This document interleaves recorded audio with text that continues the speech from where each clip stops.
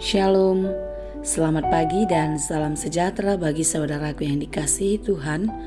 Dimanapun kita berada, semoga kita selalu di dalam perlindungannya dan terus hidup di dalam kasih karunia Allah.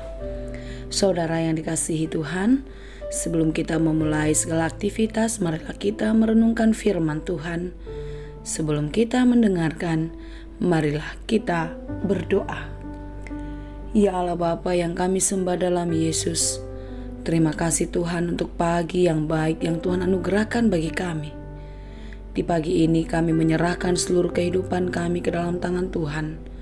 Tuhanlah kiranya yang memberkati kami. Tuhanlah yang mengajari kami agar kami dimampukan menjalani kehidupan ini seperti yang Engkau kehendaki. Ya Tuhan, kami mau belajar di dalam firman-Mu. Biarlah firman Tuhan menjadi terang bagi jalan kami. Berfirmanlah Engkau, sebab kami telah siap mendengar. Kasih karunia dan damai sejahtera dari Allah Bapa Tuhan kita dan dari anaknya Tuhan Yesus Kristus menyertai saudara sekalian. Amin. Firman Tuhan untuk kita pada hari ini, Selasa 30 Agustus 2022, dalam bahasa Batak tertulis dalam Daniel 4 ayat 31 dan dalam bahasa Indonesia Daniel 4 ayat 34. Saya akan bacakan bagi kita dalam bahasa Batak dan bahasa Indonesia. Alai di ujung ni aka ari manai lima au Nebukadnesari dopak banua gijang gabe mulak marroha ma'au muse jalahu puji debata nasunti buli upasangap huhut jala marmulia hubain debata na mangulu rodi saliling nililingna gonggomanna pero di saliling nililingna do jala harajaonna marsudut-sudut. Tetapi setelah lewat waktu yang ditentukan, aku Nebukadnezar menengadah ke langit dan akal budiku kembali lagi kepadaku. Lalu aku memuji yang maha tinggi dan membesarkan dan memuliakan yang hidup kekal itu, karena kekuasaannya ialah kekuasaan yang kekal dan kerajaannya turun-temurun. Demikianlah pembacaan firman Tuhan. Nebukadnezar adalah raja yang paling besar, yang paling terkenal dan paling sukses di kerajaan Babel. Pada masa kekuasaannya lah Babel mengalami kejayaan. Pada masa kekuasaan Nebukadnezar, kerajaan Babel menjadi kerajaan yang kuat, yang besar, kerajaan adikuasa yang memerintah dunia. Itu boleh kita baca dalam Daniel 2 ayat 37 sampai 38. Di dalam kejayaannya Nebukadnezar juga menaklukkan Yehuda dan Yerusalem, serta membuang orang-orang Yehuda ke Babel. Dan pembuangan itu dialami oleh bangsa Israel 70 tahun lamanya. Saudara-saudara yang dikasihi Tuhan, Nebukadnezar adalah raja yang sombong, yang pongah akan kekuasaannya. Dia gila hormat, menganggap dirinya lebih tinggi dari segalanya, dan bahkan menganggap dirinya sebagai dewa yang harus disembah oleh seluruh rakyatnya. Dia sangat angkuh dan mewajibkan semua orang menyembah patung, serta dengan jahatnya dia sanggup membunuh mereka yang tidak mau menyembah patung yang dia sembah. Saudara yang dikasihi Tuhan, coba kita perhatikan seluruh kehidupan manusia. Ketika manusia sombong, merasa diri hebat dan mampu melakukan segalanya, sehingga ia melupakan Tuhan, Tuhan sanggup bertindak melakukan apa saja untuk menghukum orang-orang yang berkhianat kepadanya. Apa yang dilakukan Tuhan kepada bangsa Israel yang dengan bangganya melakukan dosa-dosa di dalam kehidupannya? Tuhan memakai Babel, Tuhan memakai Nebukadnezar untuk menghukum bangsa Israel. 70 tahun lamanya. Tetapi mari kita lihat kembali kesombongan, kepongahan Nebukadnezar pun akan ditaklukkan oleh Tuhan oleh kuasanya. Apa yang dilakukan Tuhan terhadap Nebukadnezar? Tuhan menjadikan dia gila, hilang ingatan. Dia tidak lagi hidup seperti manusia, tetapi seperti hewan.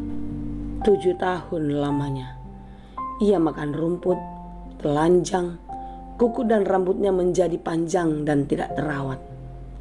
Saudara-saudara yang dikasihi Tuhan, hendaklah kita semua berhati-hati dalam sikap kita, di dalam kehidupan kita, ketika kita mengalami kesuksesan, kemakmuran, kejayaan.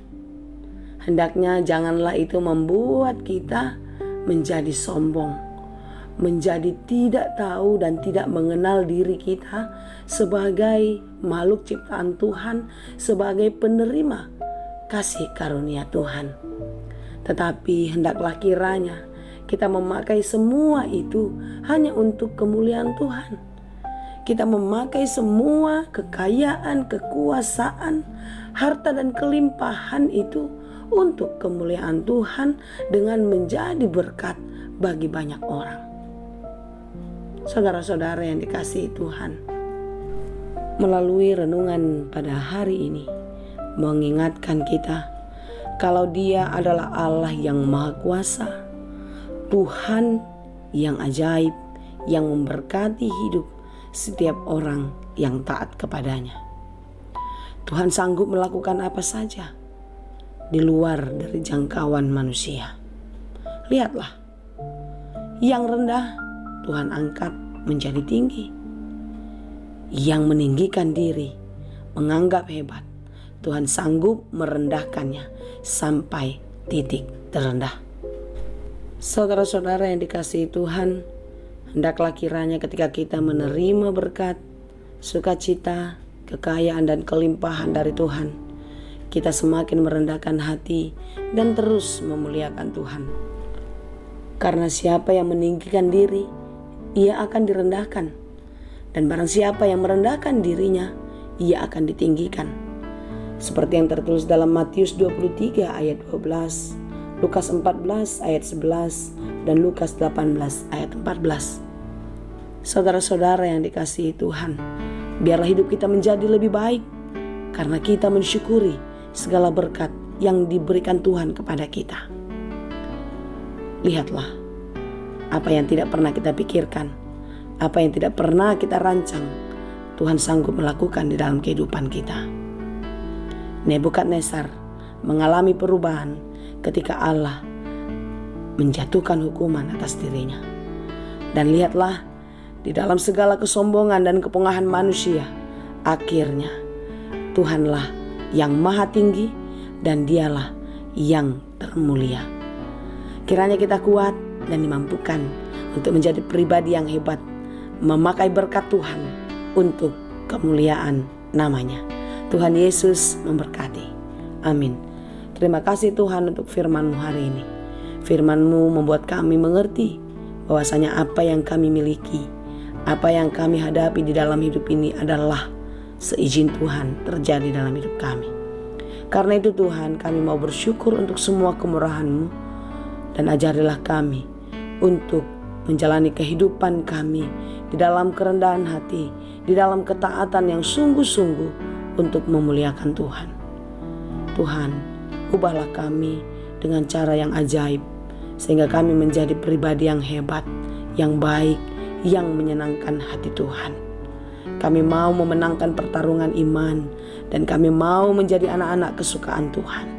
Berkati kami Tuhan, di dalam semua pekerjaan kami, biarlah nama-Mu yang kami muliakan. Berkati kami hari ini, apapun yang kami kerjakan, kiranya Tuhan berkenan dan memberkati, supaya kami bisa melakukannya dengan baik, dan setiap pekerjaan kami berhasil dan berbuah dengan baik pula.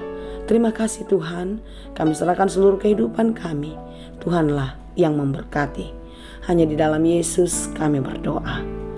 Anugerah Tuhan kita Yesus Kristus, kasih karunia Allah Bapa, dan persekutuan Roh Kudus, itulah kiranya yang menyertai dan memberkati kamu sekalian. Amin.